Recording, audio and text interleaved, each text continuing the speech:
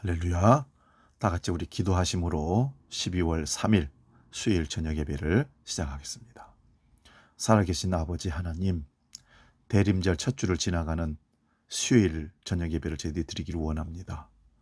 우리가 기다리는 기다림이 무엇인지를 잘 깨닫게 하시고, 기다림은 그에게로 가게 한다는 말씀을 주일날 받았는데, 우리가 주님을 더 가까이 사모하며 다가가는 믿음의 신앙으로 날마다 살아낼 수 있도록 우리에게 힘과 능력과 믿음을 더하여 주시옵소서.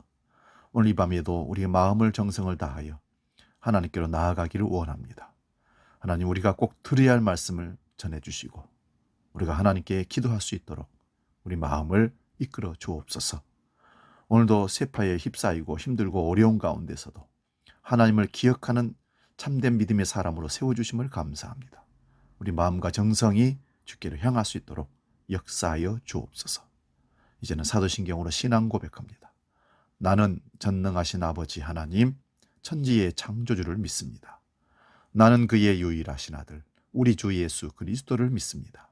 그는 성령으로 잉태되어 동정녀 마리아에게서 나시고 본디오 빌라도에게 고난을 받아 십자가에 못 박혀 죽으시고 장사된 지 사흘 만에 죽은 자 가운데서 다시 살아나셨으며 하늘에 오르시어 전능하신 아버지 하나님 우편에 앉아 계시다가 거기로부터 살아있는 자와 죽은 자를 심판하러 오십니다. 나는 성령을 믿으며 거룩한 공교회와 성도의 교제와 죄를 용서받는 것과 몸의 부활과 영생을 믿습니다. 아멘. 오늘 저녁 우리에게 주신 하나님 말씀은 마태복음 24장 1절 2절 말씀입니다. 신약 41면에 있습니다. 이 말씀 봉독할 때에 살아계신 주님의 음성을 듣기 바랍니다. 마태복음 24장 1절 2절 말씀 봉독합니다. 예수께서 성전에서 나와서 가실 때에 제자들이 성전 건물들을 가리켜 보이려고 나아오니 대답하여 이르시되 너희가 이 모든 것을 보지 못하느냐? 내가 진실로 너희에게 이르노니 돌 하나도 돌 위에 남지 않고 다 무너뜨려지리라. 아멘. 오늘 봉독한 이 말씀으로 무너뜨려지리라 이런 제목으로 말씀을 상고합니다. 이스라엘 백성들은 성전이 무너지면 모든 것이 다 무너져 내린다고 생각합니다. 그 이유는 천지를 지으신 전능하신 하나님께서 이스라엘을 선택하시고 친히 말씀하셨습니다. 그리고 이스라엘과 함께 하신다는 표시가 성전입니다. 그래서 만나는 장소라고 해서 회막이라고 하기도 했습니다. 그런데 이런 성전이 무너진다는 것은 하나님께서 이스라엘을 버린다는 말씀이 되기 때문입니다. 그러므로 이스라엘 백성들에게 성전의 무너짐이란 그들의 종말이며 온 세상의 종말이라고 그들은 인식한다는 것입니다. 우리 누가복음 19장 41절에서 44절 말씀 보시겠습니다. 가까이 오사 성을 보시고 우시며 이르시되 너도 오늘 평화에 관한 일을 알았더라면 좋았을 뻔하였거니와 지금 내 눈이 숨겨졌도다. 날이 이를지라 네 원수들이 토둔을 쌓고 너를 둘러 사면으로 가두고 또 너와 및 그 가운데 있는 네 자식들을 땅에 메어치며 돌 하나도 돌 위에 남지 아니하리니 이는 네가 보살핌 받는 날을 알지 못함을 인함이니라 하시니라. 예수님께서 예루살렘을 보시고 우셨습니다. 예루살렘이 평화의 성읍인데 정말 평화가 무엇인지를 몰랐던 것 같습니다. 예수님을 믿는 것이 하나님과 그들 사이의 평화가 이루어지는 것입니다. 그런데 평화의 왕을 배척하는 예루살렘이기에 곧 멸망하게 된다는 것입니다. 그 멸망의 날에 어떻게 될런지 예수님께서 말씀하셨습니다. 예수님의 이 말씀 이후에 약 40년 지나서 로마의 티토스 장군이 쳐들어와서 결국은 예루살렘 성이 포위되고 성이 함락됩니다. 그 안에 사는 자들이 어떻게 죽임을 당하는지 역사가 요세푸스의 유대 고대사에 상세하게 기록되어 있다고 합니다. 그런데 제자들은 어떻게 말합니까? 누가복음 21장 5절 6절도 보겠습니다. 어떤 사람들이 성전을 가리켜 그 아름다운 돌과 헌물로 꾸민 것을 말하며 예수께서 이르시되 너희 보는 것들이 날이 이르면 돌 하나 돌 위에 남지 않고 다 무너뜨려지리라. 이 본문과 평행 구절인 마가복음 말씀 보면 어떤 사람들로 되어 있는 자들이 제자들입니다. 제자들이나 이스라엘 사람들은 다 성전의 아름다운 돌과 헌물로 꾸민 것을 자랑합니다. 그런데 예수님은 날이 이르면 성전이 돌 하나도 돌 위에 남지 않고 다 무너뜨려질 것이라고 하셨습니다. 이렇게 되는 이유는 예루살렘이 평화의 소식을 알지 못했기 때문입니다. 이러한 평화의 소식을 몰랐기에 이미 예루살렘이 바벨론에 의해서 무너진 적이 있었습니다. 과거에. 미가서 3장 8절에서 12절 말씀 봅니다. 오직 나는 여호와의 영을 말미암아 능력과 정의와 용기로 충만해져서 야곱의 허물과 이스라엘의 죄를 그들에게 보이리라. 야곱 족속의 우두머리들과 이스라엘 족속의 통치자들 곧 정의를 미워하고 정직한 것을 굽게 하는 자들아, 원하노니 이 말을 들을지어다. 시온을 피로 예루살렘을 죄악으로 건축하는도다. 그들의 우두머리들은 뇌물을 위하여 재판하며 그들의 제사장은 삭슬을 위하여 교훈하며 그들의 선지자는 돈을 위하여 점을 치면서도 여호와를 의뢰하여 이르기를 여호와께서 우리 중에 계시지 아니하냐, 재앙이 우리에게 임하지 아니하리라 하는도다. 그러므로 너희로 말미암아 시온은 갈아엎은 밭이 되고 예루살렘은 무더기가 되고 성전은 산은 숲을 높은 곳이 되리라. 미가 선지자는 히스기야 왕 때에 활약했던 선지자입니다. 미가 선지자가 여호와의 영으로 야곱의 허물과 이스라엘의 죄를 고발합니다. 그들의 죄는 시온 곧 예루살렘의 피와 죄로 건축한 것입니다. 우두머리들, 지도자들을 말하는 거죠. 우두머리들이 뇌물을 위하여 재판하며 제사장이 삭슬을 위하여 교훈하고 그들의 선지자들은 돈을 위하여 점을 치면서도 입으로는 말하기를 여호와를 믿는다고 하면서 여호와께서 우리 중에 계시니 재앙이 임하지 않는다고 합니다. 이런 자들이 빌어주는 내용이 거짓 평안입니다. 여러분들이 제사를 잘 드리니 축복을 받을 것이라고 합니다. 이러한 예루살렘이 무더기가 되고 성전에 사는 숲풀의 높은 곳이 된다고 하였습니다. 이러한 미가 선지자의 책망을 히스기야 왕 때에는 받아들였기에 멸망하지 않았지만 예레미야 시대에는 받아들이지 않았습니다. 예레미야 7장을 보면 그리스도의 영이 임한 예레미야 선지자가 예루살렘에 향하여 부르짖습니다. 이곳이 성전이라고 하는 거짓말을 믿지 말라고 합니다. 성전이라고 하는 곳이 도둑의 소굴이 되었다고 하면서 돌이키라고 하여도 그들이 돌이키지를 않았습니다. 그러므로 예루살렘이 멸망하고 성전이 파괴되었던 겁니다. 예수님께서도 성전을 도둑의 소굴로 만들었다고 말씀하셨습니다. 예수님께서 예레미야 선지자의 말을 인용한 것이 아니라 예레미야가 그리스도의 영이 임하여 성전을 향하여 도둑의 소굴이라고 하였습니다. 이렇게 말하면 그들을 돌이키기 위한 것입니다. 그런데 돌아오지 않고 오히려 그렇게 말하는 예레미야 선지자를 죽이라고 하였습니다. 예레미야 26장 1절에서 3절 말씀 봉독합니다. 유다의 왕 요시야의 아들 여호야킴이 다스리기 시작한 때에 여호와께서 이 말씀이 임하여 이르시되 여호와께서 이와 같이 말씀하시니라. 너는 여호와의 성전 뜰에 서서 유다 모든 성읍에서 여호와의 성전에 와서 예배하는 자에게 내가 내게 명령하여 이르게 한 모든 말을 전하되 한마디도 감하지 말라. 그들이 듣고 혹시 각각 그 악한 길에서 돌아오리라. 그리하면 내가 그들의 악행으로 말미암아 그들에게 재앙을 내리려 하던 뜻을 돌이키리라.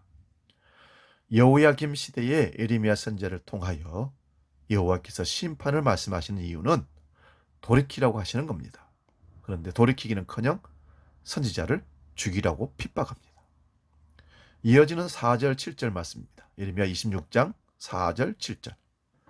너는 그들에게 이와 같이 이르라. 여호와의 말씀에 너희가 나를 순종하지 아니하며 내가 너희 앞에 둔 내 율법을 행하지 아니하며 내가 너희에게 나의 종 선지자들을 꾸준히 보내 그들의 말을 순종하라고 하였으나 너희는 순종하지 아니하였느니라. 내가 이 성전을 실로같이 되게 하고 이 성을 세계 모든 민족의 저주거리가 되게 하리라 하셨느니라.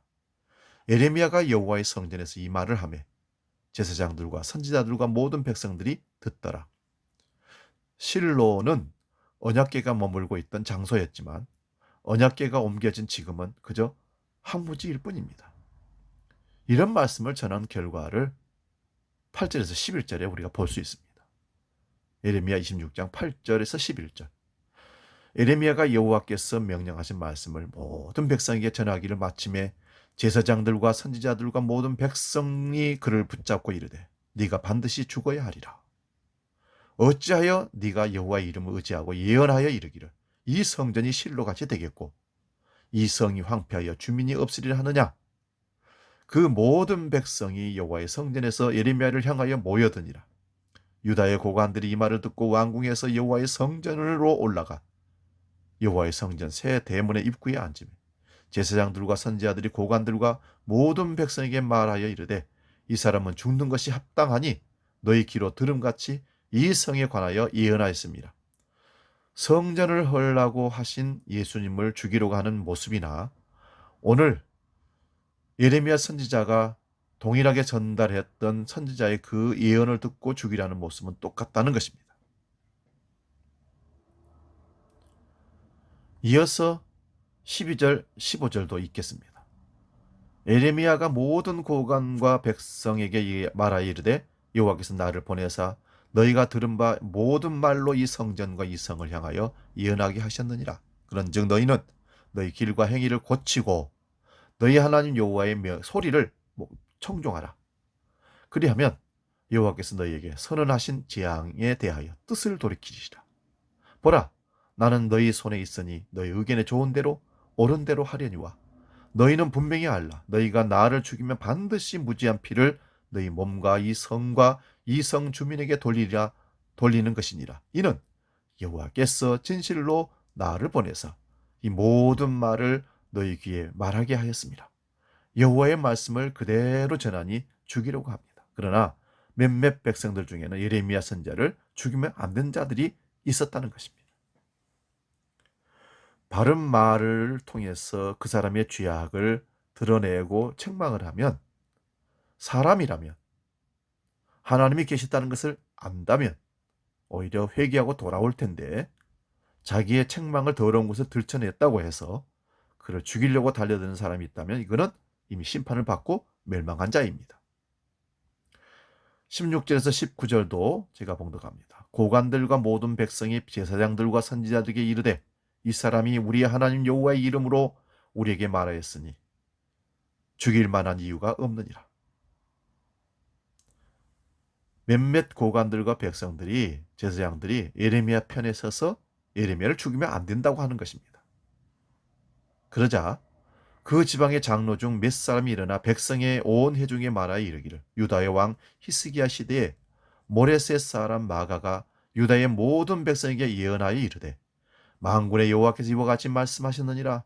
시온은 밭같이 경작지가 될 것이며 예루살렘은 돌무더기가 되며 이 성전은 산은 산당의 숲과 같이 되리라 하였으나 유다 왕 히스기야와 모든 유다가 그를 죽였느냐? 히스기야가 여호와를 두려워하여 여호와께 간구하며 여호와께서 그들에게 선언한 재앙에 대하여 뜻을 돌이키지 아니하셨느냐? 우리가 이같이 하면 우리의 생명을 스스로 심히 해롭게 하는 것이니라. 예레미야 편에 서서 예레미야를 변호하는 사람이 과거에 있었던 역사의 사건을 소환하는 겁니다. 히스기야 왕 때도 똑같은 이런 말을 들었는데 히스기야 왕은 그 말했던 미가 선지자를 죽이는 것이 아니라 살려주고 회개하고 돌아왔다는 것입니다. 예레미야를 죽이자는 말에 반대한 사람들의 얘기가 바로 미가의 예를 들었던 그 말씀입니다. 그런데 예레미야 시대에는 여호야김 왕 시대인데 참된 선지자를 죽이자고 얘기를 거들먹거리고 나섭니다. 마지막으로 20절에서 24절도 제가 읽겠습니다. 또 여호와의 이름으로 예언한 사람이 있었는데 곧 기란야림 스마의 아들 우리야.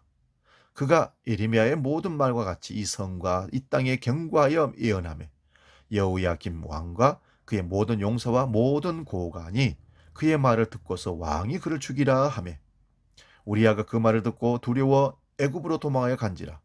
여호야김 왕이 사람을 애굽으로 보내되 곧 악볼의 아들 엘라단과 몇 사람을 함께 애굽으로 보냈더니 그들이 우리야를 애굽에서 연행하여 여호야긴 왕에게로 그를 데려오매 왕이 칼로 그를 죽이고 그의 시체를 평민의 묘지에 던지게 하니라. 사반의 아들 아이감의 손에 예레미야를 도와주어 그를 백성의 손에 내어주지 아니하여 죽이지 못하게 하니라. 여기 보면 우리아라는 선지자가 있었다는 것입니다. 그 우리아라는 선지자도 여전히 여호야김 왕 시대 때 있었던 사람인데 예언을 똑같이 예레미야 선지자로 한 겁니다. 이 성전이 무너질 것이다. 너희들의 죄악으로 말미암아 없어지고 무너질 것이다. 그러자 죽인다고 나섰습니다. 그러니까 우리아 선지자가 애굽으로 도망을 칩니다. 도망을 쳤는데 여호야김 왕이 사람들을 보내가지고 그를 체포해서 데리고 옵니다. 그리고는 자기가 그 사람을 죽여버립니다. 우리아 선지자가 예레미야와 같은 예언을 하니 왕이 죽여버립니다. 그 같은 방법으로 다시 예레미야 선지자를 죽이려고 하니까 아이감이 사람들의 손에 넘겨주지 않도록 보호를 합니다. 이러한 예루살렘이 멸망을 하지 않을 수가 없습니다. 그러므로 바벨론에 의해서 예루살렘 성이 무너지고 성전이 파괴됩니다. 바벨론 포로에서 돌아와서 재건한 성전이 수르바벨 성전입니다. 비록 예전 성전과는 달리 작고 보잘것없지만 수르바벨 성전이 지어졌습니다. 솔로몬의 성전에 비해 초라합니다. 포로에서 돌아온 지 약 400년 동안 헬라 제국이 무너지고 로마가 제국이 되었습니다. 이 당시에 헤롯은 온갖 수단 방법을 다 동원하여서 유대 지역의 왕이 됩니다. 정통적으로는 이 사람은 유대의 왕이 될 수 없는 자격 미달의 사람입니다. 그런 헤롯이 왕이 된 지 18년에 성전 재건 공사를 시작합니다. 헤롯은 여러 가지 큰 공사를 했습니다. 그 중에 성전을 재건하면서 유다 사람들에게 자신이 하나님의 은혜를 입었다고 하면서 성전을 재건합니다. 하나님의 은혜를 말한 것은 유대인들이 성전 재건에 힘을 보태라 그런 얘기입니다. 헤롯이 정치적인 의도와 종교적인 의도를 다 활용한 것이죠. 헤롯이 죽기 직전에 1차적인 성전이 완공되지만 부대 건물들은 계속해서 증축하고 있었습니다. 예수님 당시에는 46년간 지어지고 있었으니 성전이 보암직하게 멋있었을 겁니다. 그래서 성전의 아름다움을 말하는 제자들에게 이 성전이 돌 위에 돌아나 남지 않고 다 무너뜨리지라고 말씀하셨습니다. 예수님의 이러한 말씀들이 예수님을 처형하는 제목이 됩니다. 성전을 무너뜨린다고? 그러면 이스라엘이 무너지는 것이고 하나님을 모독하게 된다는 그런 얘기입니다. 신성 모독죄가 되는 거죠. 마태복음 26장 59절에서 61절 말씀도 봅니다. 대제사장들과 온 공회가 예수를 죽이려고 그를 칠 증거를 찾으매 거짓 증인이 많이 왔으나 얻지 못하던 후에 두 사람이 와서 이르되 이 사람의 말이 내가 하나님의 성전을 헐고 사흘 동안에 지을 수 있다 하더라 하니 대제사장들과 온 공회가 예수를 죽이려고 증거를 찾다 나섰다 그런 얘기입니다. 그런데 정확하게 두 명의 증인이 나온 것은 성전을 헐고 3일 만에 짓는 자라는 것입니다. 이뿐만 아니라 예수님의 언행을 가지고 신성모독이라고 하여서 사형에 해당한다고 했습니다. 그런데 로마가 지배하면서 사내들인 공회에 사형권을 주지 않았기에 빌라도에게 예수를 사형하여 주기를 요청했던 겁니다. 마태복음 27장 24절에서 26절 말씀도 봅니다. 빌라도가 아무 성과도 없이 도리어 밀란이 나려는 것을 보고 물을 가져다가 무리 앞에서 손을 씻으며 이르되 이 사람의 피에 대하여 나는 무죄하니 너희가 당하라. 백성이 다 대답하여 이르되 그 피를 우리와 우리 자손에게 돌릴지어다 하거늘 이에 바라바는 그들에게 놓아주고 예수는 채찍질하고 십자가에 못 박히게 넘겨주니라. 빌라도가 예수님의 피에 대해서 자신이 무죄하다고 나는 더 이상 죽이라고 말할 수 없다 하자 예루살렘의 사람들 곧 유대인들이 그 피값을 자기들과 자기 자손들에게 돌리라고 자기들이 담당하겠다고 선언해버립니다. 오늘 본문을 다시 봅니다. 예수께서 성전에서 나와서 가실 때에 제자들이 성전의 건물들을 가리켜 보이려 나오니 대답하여 이르되 너희가 이 모든 것을 보지 못하느냐? 내가 진실로 너희에게 이르노니 돌 하나도 돌 위에 남지 않고 다 무너뜨려지리라. 제자들이 예루살렘 성전을 자랑합니다. 그러자 예수님은 너희가 이 모든 것을 보지 못하느냐 하십니다. 예수님께서 성전이 도적의 소굴이라고 하신 말씀도 이들은 알아듣지 못했던 것 같습니다. 예수님께서 이들에게 이 성전이 돌 하나 돌 위에 남지 않고 다 무너뜨려질 것이라고 말씀하십니다. 예루살렘 성전의 무너짐은 이스라엘의 멸망의 세계에 들어간다, 그런 얘기입니다.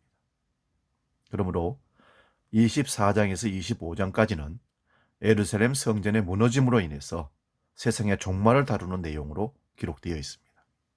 성전이 돌 위에 돌 하나 놓이지 않고 무너지는 그날이 언제 옵니까?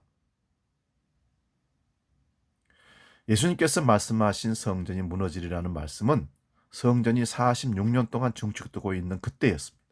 이후로도 계속 증축되어서 마침내 AD 63년경에 완공이 되었다고 합니다.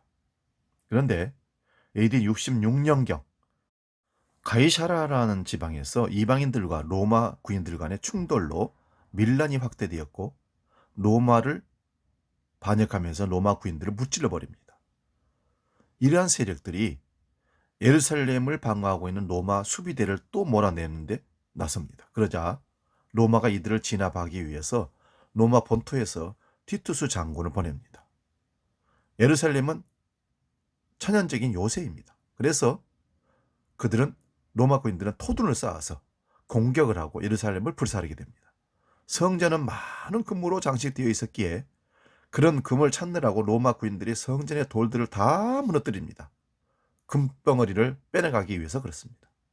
그러므로 예수님의 말씀대로 예루살렘 성이 공격한 적들이 토둔을 쌓았고 성전의 돌들은 무너뜨려진 것입니다. 그래서 돌 위에 돌 하나 남지 않게 된 겁니다.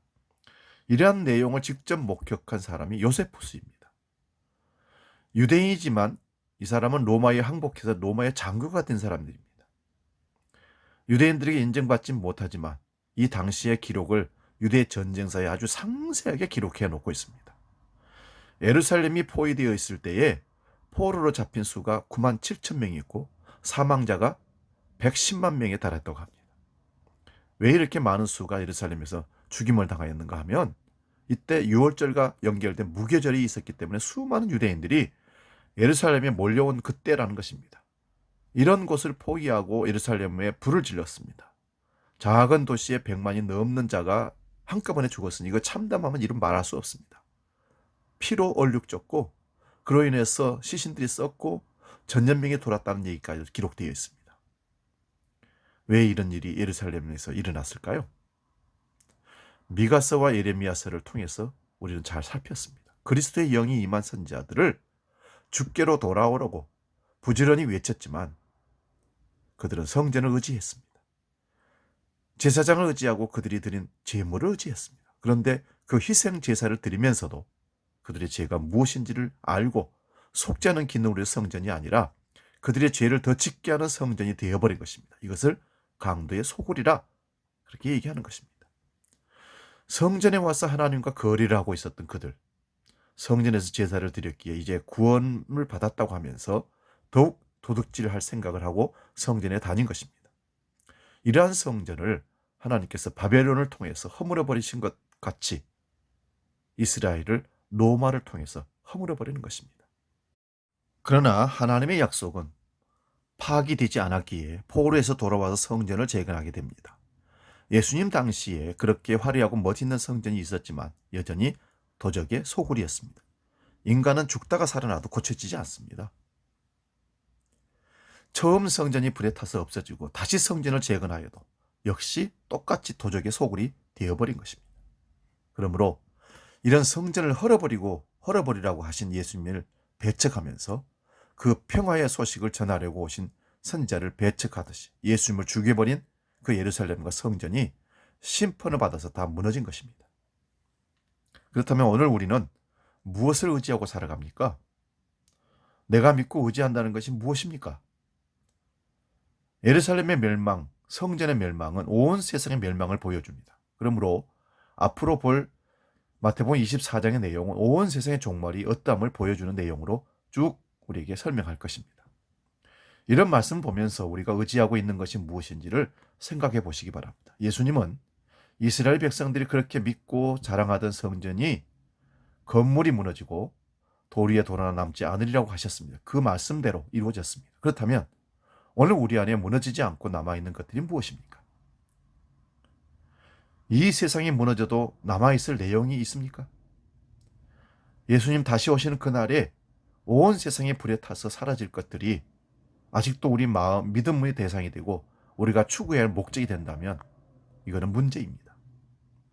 물질적인 것뿐만 아니라 우리의 자아도, 우리 주체성도, 자존심도, 체면도 다 무너져 내려야 합니다.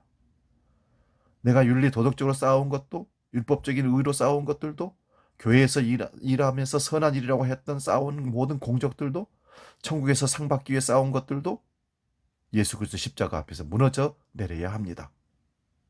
이러한 말씀 앞에 분노하면서 예수님을 십자가에 못 박아 죽이라고 한 그들이, 그 모습이 예루살렘의 멸망과 성전 멸망을 통하여 다 보여집니다.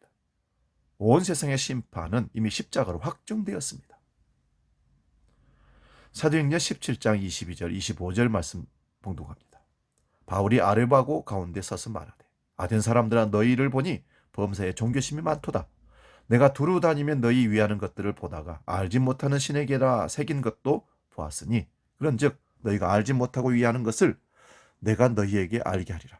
우주와 그 가운데 있는 만물을 지으신 하나님께서는 천지의 주제시니 손으로 지은 전에 계시지 아니하시고 또 무엇이 부족한 것처럼 사람 손으로 섬김을 받는 것이 아니니 이는 만민에게 생명과 호흡과 만물을 친히 주시는 이십니다.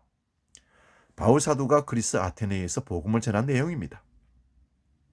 지금도 그리스에 가면 온갖 신전들이 가득합니다. 2000년 전에 세워진 온갖 신전들 지금도 관광 상품이 되고 있습니다. 그 신전 중에 알지 못하는 신에게 지어진 바쳐진 신전도 있다는 것입니다. 아는 신은 섬기겠지만 알지 못하는 신은 뭡니까? 가끔씩 드라마를 보면 드라마에서 어떤 사건이 일어났을 때 기도하는 사람이 나와가지고는 아이고 부처님 하나님 신이시여 다 나를 도와주셔서, 이게 회개망신간 기도 멘트를 날립니다. 이게 뭐예요? 알지 못하는 신에게 아무튼지 신이 계시면 날 도와주세요, 그런 얘기입니다. 이러한 종교성을 고발하면서 천지를 창조하신 참된 신은 사람이 지은 전에 계시지 않고 사람의 손으로 섬김 받으신 분이 아니라 오히려 만민에게 생명과 호흡과 만물을 친히 주시는 분이라고 말씀합니다. 이어서 사도행전 17장 30절에서 31절도 봅니다. 알지 못하는 시대에는 하나님이 간과하셨거니와 이제는 어디든지 사람에게 다 명하사 회개하라 하셨으니 이는 정하신 사람으로 하여금 천하를 공의로 심판할 날을 작정하시고 이에 그를 죽은 자 가운데서 다시 살리신 것으로 모든 사람에게 믿을 만한 증거를 주셨음이니라 하니라. 알지 못한 시대에는 하나님께서 그들의 종교성을 다 심판하지 않으시고 간과하셨다는 것입니다. 그러나 이스라엘은 간과하지 않으시고 심판하신 겁니다. 그 증거가 십자가입니다. 그러므로 이제 유대인이나 이방인이나 간에 천하를 공의로 심판하실 날을 정하신 겁니다. 그것이 이미 2000년 전에 십자가와 부활로 확정하셨습니다. 그러므로 모든 것이 무너져 내리는 그날이 오기 전에 회개하고 예수님을 믿어야 합니다. 주님 오신 그날에 무너져 내릴 것을 붙들고 있다면 그 무너져 내릴 것과 함께 무너져 타버리고 사라질 것입니다. 그러므로 성도는 영원히 무너지지 아니할 것을 붙들게 하시려고 세상에 만든 것들을 하나님의 은혜로 끊어주십니다. 그럴 때에 당황하지 마시고 영원한 생명을 주신 예수 그리스도의 십자가를 붙들라는 신호로 아시기를 축원드립니다.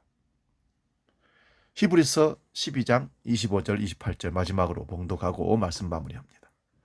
너희는 삼가 말씀하신 일을 거역하지 말라. 땅에서 경고하신 일을 거역한 그들이 피하지 못하였거든. 하물며 하늘로부터 경고하신 일을 배반하는 우리일까 보냐. 그때에는 그 소리가 땅을 진동하였거니와 이제는 약속하여 이르시되 내가 또 한 번 땅만 아니라 하늘도 진동하리라 하셨으니 이 또 한 번이라 하심은 진동하지 아니하는 것을 영존하게 하기 위하여 진동할 것들 곧 만드신 것들이 변동될 것을 나타내심이라. 그러므로 우리가 흔들리지 않는 나라를 받았은즉 은혜를 받자 이로 말미암아 경건함과 두려움으로 하나님을 기쁘시게 섬길지니 우리 하나님은 소멸하는 불이심이라. 모세 때는 땅이 진동되었습니다. 그러나 예수님이 다시 오실 때는 땅만이 아니라 하늘도 흔들어 버리십니다. 그러면 옛 하늘과 옛 땅은 사라질 것입니다. 그날이 오기 전에 성도는 이 세상에서 흔들어 버리십니다. 그렇게 흔들어 버리시는 이유는 흔들리지 아니하고 무너지지 아니할 것만 우리 안에 남기시기 위하여 그렇게 하십니다. 그 무너지지 아니할 것은 주 예수 그리스도께서 십자가로 다 이루었다는 내용입니다. 십자가에서 다 이루신 그 내용만이 영원히 무너지지 않는 것입니다. 이러한 은혜를 입은 자들은 더욱 은혜를 받으라고 하십니다. 그 십자가의 사랑이 얼마나 높고 깊고 넓고 영원한지를 알아가는 것이 성도의 삶입니다. 이것이 신앙생활입니다. 우리가 무엇을 하는 것이 아니라 하나님께서 예수 그리스도 안에서 행하신 것 일들을 받아 누리는 과정이 성도의 삶입니다. 하나님께서 그리스도를 통하여 주시는 것만 무너지지 아니할 내용입니다. 이것이 복음입니다. 그러므로 복음은 생명과 썩지 아니할 내용입니다. 이러한 은혜가 우리 안에 더욱 채워지기를 소원합니다. 썩어 없어질 것을 가지고 붙들고 앉아서 그것을 의지하고 인생 산다고 생각한다는 것은 오산입니다. 주님 오시면 다 불에 타버리고 흔들려버리고 사라져버릴 것입니다. 기도하겠습니다.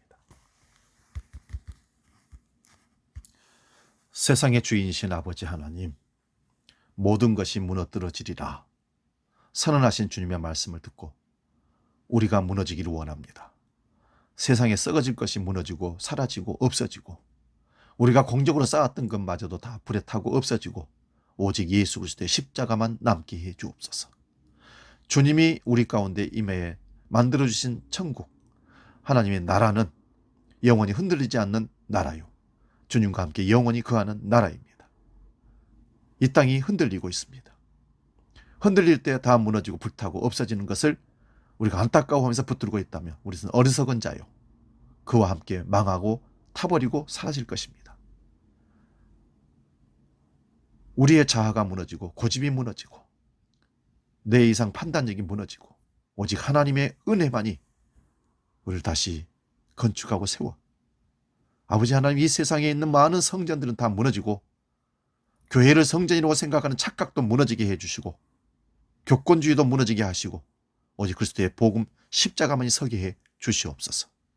이것을 믿고 따라가는 자가 진정한 복음을 믿은 자요, 하나님이 주신 믿음을 통해서 믿어지는 자인 것을 고백합니다.